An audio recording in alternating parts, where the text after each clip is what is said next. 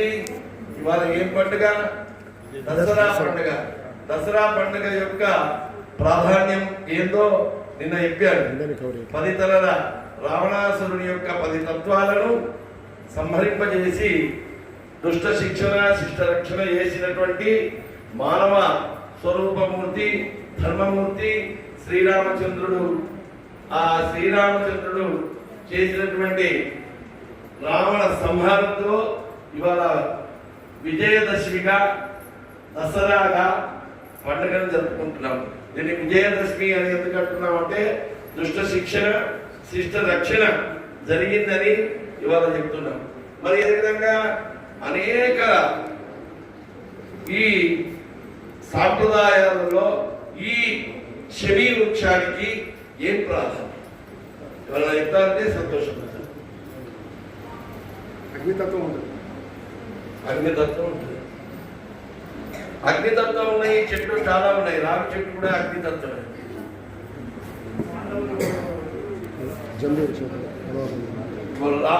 పాండవుల యొక్క ఆయుధాలన్నీ ఈ చెట్టు మీదనే పెట్టుకున్నారు అని మన దాన్ని వాసులు అధ్యక్షులు అని చెప్తున్నారు. ఓకే, మంచి విషయమే, కరెక్ట్. వేరే చెట్టు మీద ఎందుకు పెట్టుకోవాలి, ఈ చెట్టు మీద ఎందుకు పెట్టుకున్నారు? మనకు ఒక చిన్న డౌట్ వస్తుంది కదా. చిన్నపిల్లలు అడిగినా కానీ చెప్పింది వినరు. ఎందుకు పెట్టుకున్నారు అని తార్కికంగా అడుగుతారు. ఎందుకు పెట్టుకున్నారు అంటే మీరు చెప్పిన అగ్నితత్వం ఉంది కనుక చాలా అజ్ఞాతవాసంలో ఉన్నప్పుడు ఆయుధాలన్నీ పక్కకు పెట్టాలి, ఆయుధాలన్నీ ఎక్కడ పెడితే బాగుంటుంది అని ఆలోచిస్తే ఈ వృక్షానికి కట్టి పెడితే చిలుం పట్టకుండా అగ్నితత్వం కలిగినటువంటిది కనుక చిలుం పట్టకుండా ఉంటాయి అని చెప్పి శమీ వృక్షాన్ని ఎన్నుకున్నారు. అయితే దానికి దీనికి సంబంధం ఏంది? దానికి దీనికి సంబంధం ఏంది? దానికి దీనికి సంబంధం ఏంది అంటే మీరు గృహప్రవేశం చేసినప్పుడు నీళ్ళ మీద తీసుకుపోతారా లేదా? నీళ్ళ మీద తీసుకుపోతారు. ఆవును తీసుకొని వెళ్తారు. ఎందుకు? ఆవు వెనుక ఎవ్వరు ప్రవేశం చేయకముందు ఆవును ప్రవేశం చేసి ఆవు తోకతోటి మీరు పోతారు. కారణం ఏంటి? మంగళారతితోటి పోతారు. ఒక 5 కూరనీళ్ళతోటి పోతారు. కారణం ఏంటి? పెద్దలు చెప్పారు, మనం చేస్తున్నామని. లేకుంటే అందులో ఆంతర్యం ఏముంది అంటే శకునాలు. రామాయణం అంతా కూడా శకున శాస్త్రానికి సంబంధించినటువంటిది. నిన్న మనం అగ్నిహోత్రం యజ్ఞం చేసేటప్పుడు చూస్తూ ఉంటాం. అగ్నిహోత్రం రైట్కు మోల్డ్ అవుతున్నది అంటే రాముడు చెప్పాడు యజ్ఞం సక్సెస్ అవుతున్నది, మనం రావణ వధ జరుగుతుంది, సీత అన్వేషణ పరిపూర్ణమవుతుంది అని ఆ యజ్ఞాన్ని చూసే చెప్పాడు. అంటే రాముడికి అడుగడుగున ఒక్కొక్క మంచి శకునాలు కనిపించినా కొద్దీ విజయం దగ్గరికి వచ్చింది అని ఆలోచనను వారి సైన్యం ముందర వారి పరివారం ముందర పెట్టడం జరిగింది. అదేవిధంగా గృహప్రవేశం చేసినప్పుడు అన్ని శుభశకునాలు జరగాలి. ఆవు తోకతోటి వెళ్తే గృహానికి వెళ్తే మోక్షం వస్తుంది అని అర్థం. ఆవు తోక ముఖం చూడద్దు, ఆవు ముఖం చూడద్దు, ఆవు తోకనే చూడాలి, ఆవు తోకకే మొక్కాలి. ఎందుకు అంటే ఆవు తోకతోటి జీవన సాఫల్యం జరుగుతుంది. ఉత్తమమైన మానవ జన్మ పరిపూర్ణత రావాలి అంటే మోక్షపదం పొందాలి. మోక్షపదం దేనితోటి పోతుందయ్యా అంటే గోసేవతోటి పోతుంది, ఆవు తోకతోటి పోతుంది.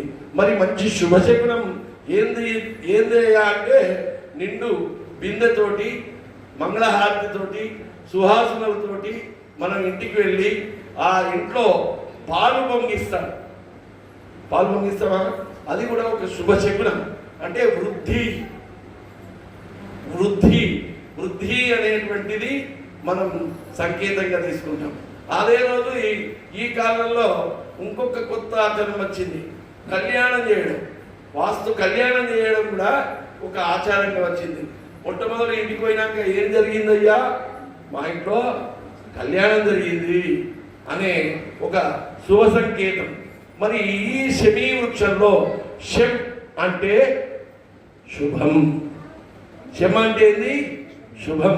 శమీ వృక్షాన్ని చూస్తేనే శాస్త్రం ఏం చెప్తున్నది అంటే పాపాలన్నీ పోగొట్టే చెట్టు అని చెప్తున్నది.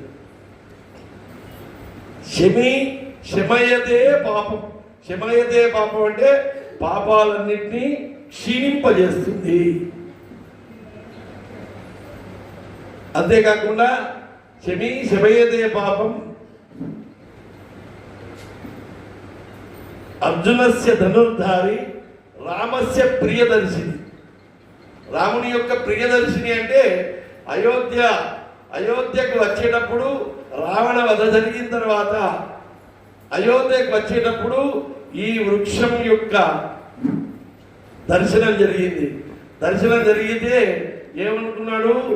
ఇక అయోధ్య రాముని యొక్క పరిపాలన 4 పాదాలు సత్యయుగంతిరంగా ధర్మయుగంతిరంగా నడుస్తుంది అనే రాముని యొక్క ఉత్సాహం ప్రకటించాడు.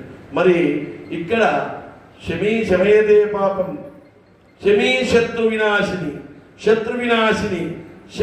పాపాలు పోతే ఏముంటుందయ్యా? శత్రు వినాశనం జరుగుతుంది. శత్రువులు ఎవరయ్యా?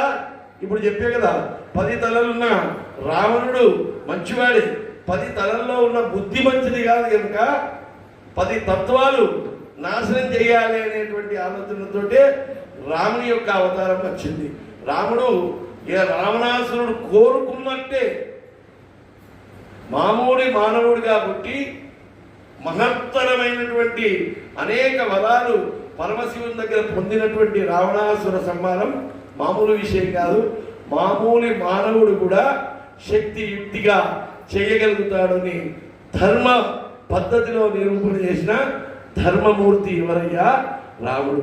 రాముడు విజయం సాధించి రావణుని మీద విజయం సాధించి అయోధ్యకు వచ్చినప్పుడు ప్రియదర్శిని అంటే ఇష్టమైనటువంటి అడుగడుగున ఈ శమీ వృక్షాన్ని చూసి మంచి శకునం వచ్చింది అని ప్రకటించుతూ అనేక విజయాలు సాధించినటువంటి సందర్భంలో ఈ విజయదశమి రోజు ఈ వృక్షానికి పూజ చేసి ఎవరైతే ఈ దర్శనం చేసుకుంటారో, ఈ వృక్ష దర్శనం చేసుకుంటారో, ఈ వృక్ష యొక్క పత్ర స్పర్శ చేస్తారో వారికి సంవత్సరం పాటు సమస్త కార్యసిద్ధి జరుగుతుంది. లాస్ట్ ఇయర్ మా జేబులోనే ఉండే ఉతుకుడుకు వేషం అంత కలరంటింది అంటారా? యద్భావం తద్భవతి. మంచి భావనతోటి దీన్ని మీరు మంచి మొక్కండి. మీరు తీసుకొని దేవుడి మీద సమర్పించండి, తర్వాత అందరికీ పెట్టండి. ఓం